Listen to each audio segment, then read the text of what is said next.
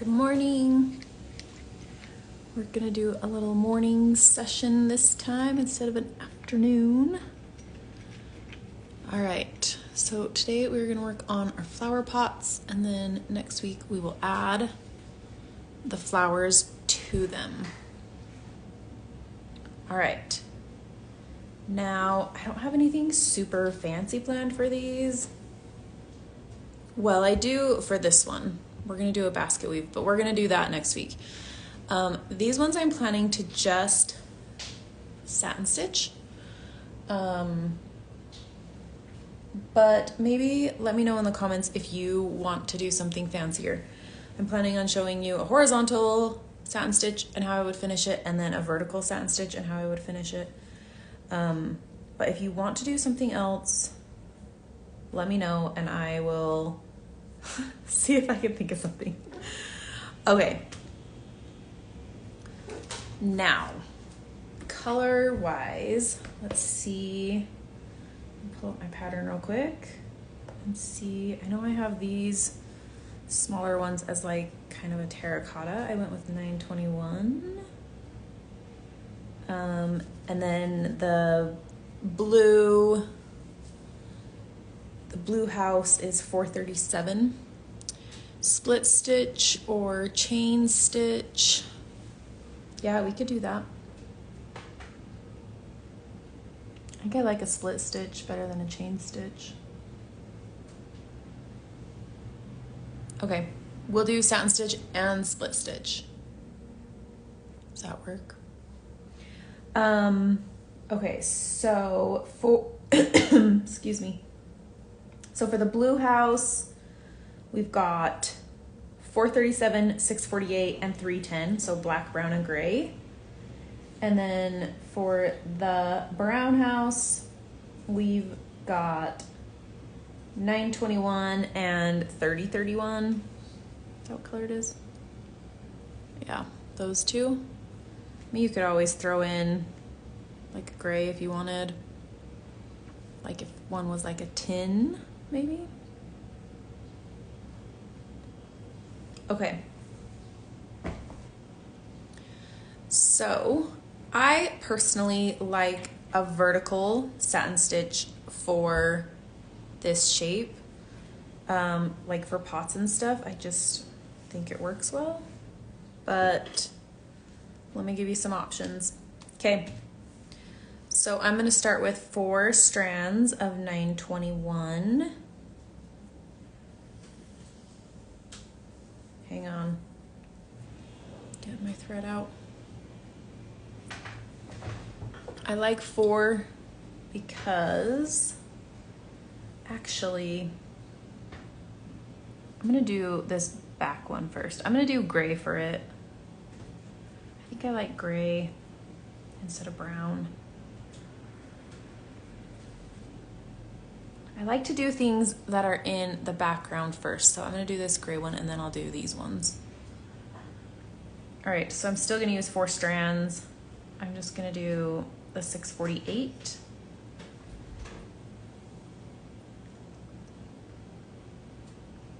Okay, threading my needle. Nope, I'm not, hold on.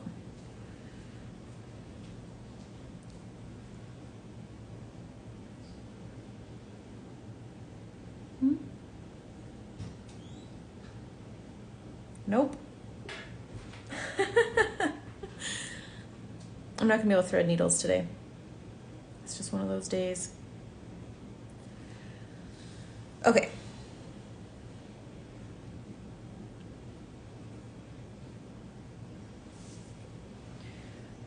So I usually like to start at the top and work my way down because then I have an easier time seeing what I'm doing, especially when I'm using like a hoop stand and recording. If I go from the bottom and work my way up, then like my stitches kind of get in the way. I have a harder time seeing, but anyways, you might not have that problem if you're not using a hoop stand. Okay, so I want that straight. Then I'm just gonna go down right there to the right by the edge of the door, maybe.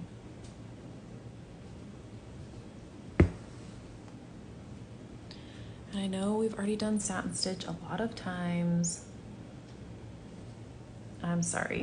We'll have less satin stitch next week. Now you can kind of think, I'm thinking of this as like a metal planter.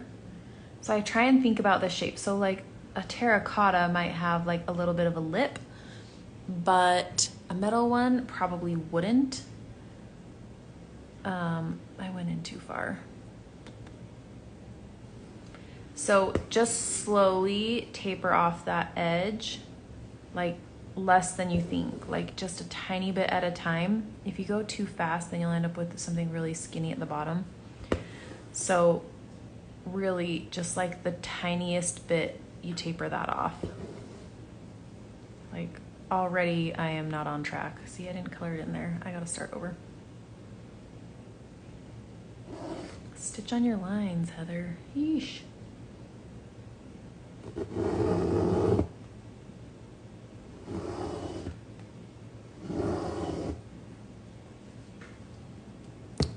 Start over. If I hadn't watercolored behind this, it wouldn't be a problem and I could just stitch where I wanted, but I have to remember that I already have watercolored. So we're just gonna pretend that didn't happen and redo. Okay, took me 3 times to get that needle threaded. So I actually went over my line just a little bit so that I can have a little bit of room kind of to play with that a little.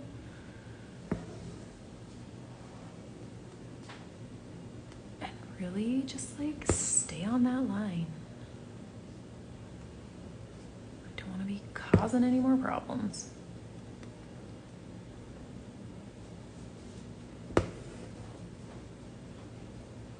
But really, this isn't gonna be nothing very special, but depending on how it looks at the end, you could just do a single stitch from top to bottom to kind of finish it off. Sometimes I do that, sometimes I don't. It just depends on how it looks.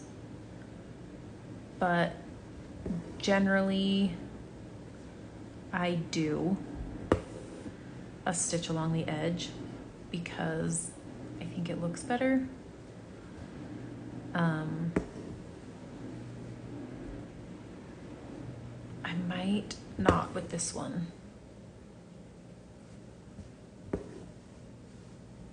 Now we're gonna do stitches on top of this as well, like when we do our flowers. So if it doesn't look perfect, it's gonna be okay because we're just gonna stitch over the top of it anyways. Okay, so now that's straight right there. I'm not gonna do any more right there. I'm just gonna come over here and stitch to the edge of this pot.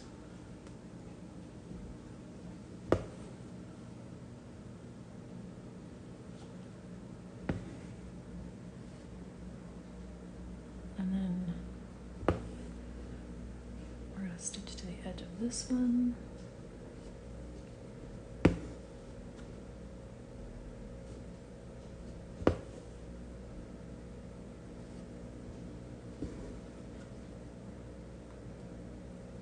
So we could have even done fewer strands with this gray, because one way to make our pot in front of it stand out a little bit more is to use more threads so that it kind of pops out a little bit further.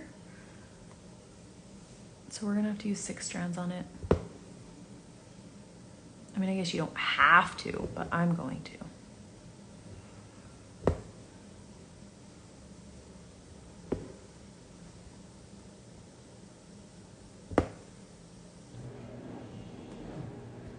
Okay, I'm gonna do one more, but I'm just gonna test this first.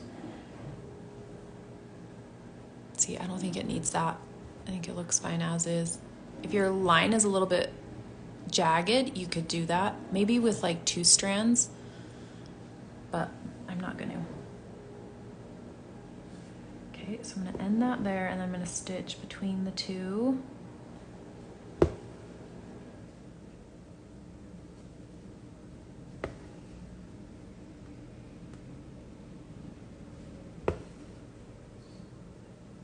don't like stitching from the bottom to the top.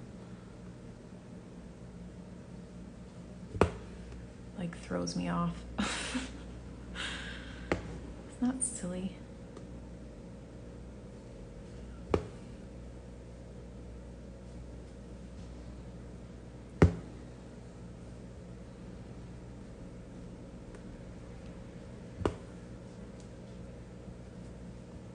All right, I think like 2 more, maybe 1 more.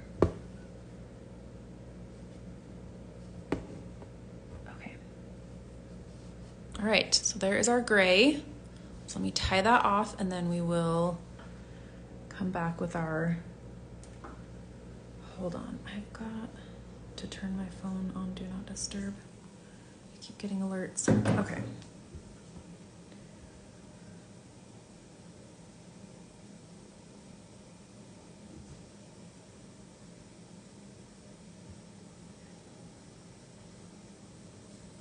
Okay. There we go. All right, let's do a vertical satin stitch first, and then we will do a split stitch. I gotta put my strands back together because I pulled 2 out. Okay, I'm gonna do 6 for this little pot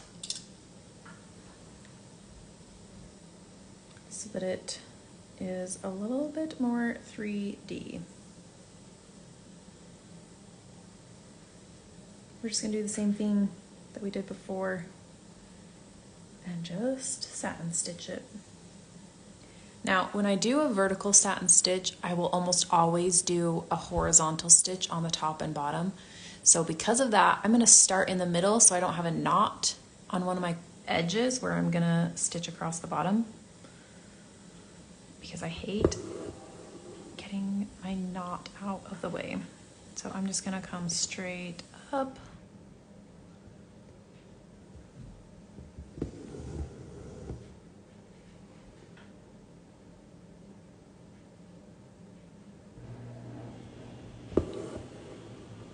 And just do one side and then the other.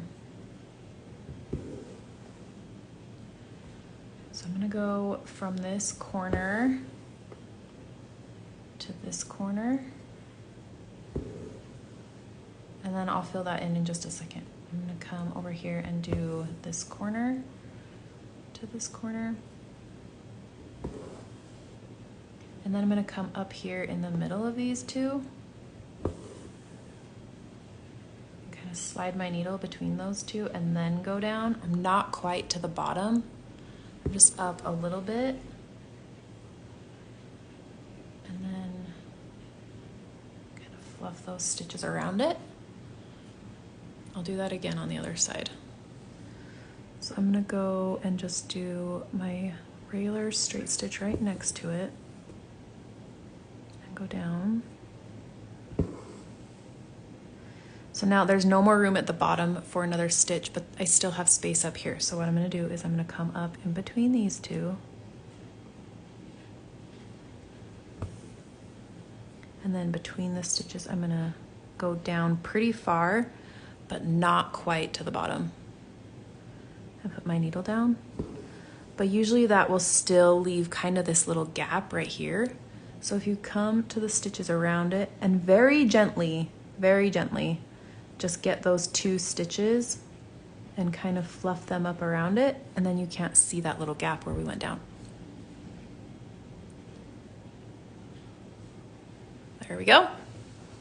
Okay, now I'm thinking this one has like a little bit of a lip on it. So I'm just gonna come out just a little bit.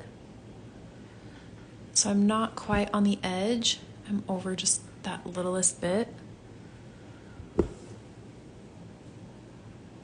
And then I'm gonna do the same thing on the other side and go down just a little bit over the edge.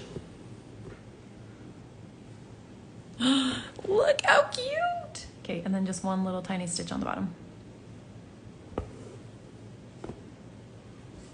I grabbed some of my tail, hold on. And I'm using those same holes on top and bottom. hold on, I gotta grab like my knot, these little threads back here. And friends, I do not worry about what the back of my stitch looks like. I know some people like a really clean back, but I simply do not care. All right, let that fix it. There we go. Okay. Oh, look how cute. Thanks for the filling in angles tip too. Yeah, that's one I use really regularly. You just got to be gentle that you're not like grabbing other threads and like, you just want to grab the ones that you want in front. So you just do it really gently. Oops, that last one was not good. Okay. All right. So horizontal, vertical. Let's do a split stitch. Let me tie this, well, do I want to do a split stitch with 6 strands? Sure, let's do it. Okay, so a split stitch is like a back stitch, but we're gonna split our stitches. Instead of using the same holes, we're gonna split them open. Okay, so I'm gonna do a horizontal. This is a little bit of a smaller space to do a split stitch, so maybe if you like how this looks, do it on one of the bigger ones. So I'm just gonna make a stitch just like halfway over. And then instead of coming up like on an end and going back, I'm gonna come up in the middle of this stitch and like split that open.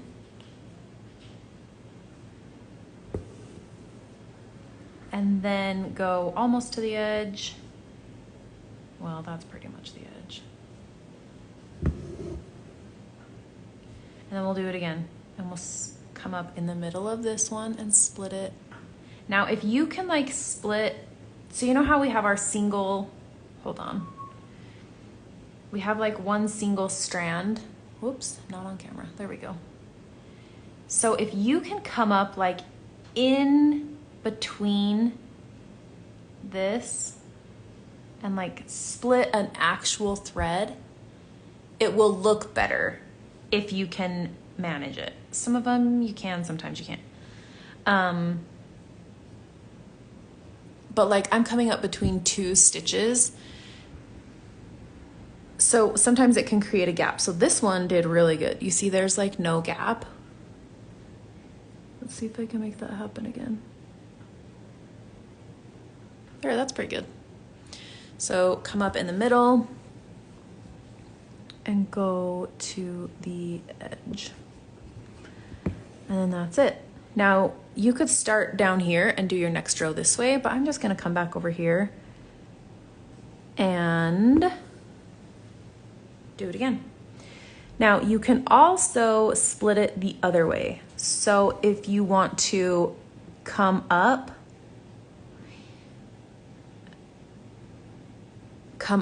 right here like you're doing a back stitch, then you can split it going down as well, which I know some people like to split it going down instead of up. It makes it look slightly different. I think it makes it look like there's a little bit more of a gap. So it depends on what kind of look you're going for. You can split it either way, up or down. So if going down is easier, do that. Now, since this space is so small, sorry, I bumped my table. I'm gonna throw in just one satin stitch every couple of rows, just so it doesn't look too crazy. Just one stitch across there, and then I'll go back and do some more split stitches. It's a little bit easier to do split stitch in a larger space, but this one I'm only gonna do 2 splits, or just 1 split. 2 stitches, 1 split. Kind of try to mix it up with the different lines so that they don't start looking too nutty. And do another one straight across. That one's kind of twisted, which it works. It works with this stitch.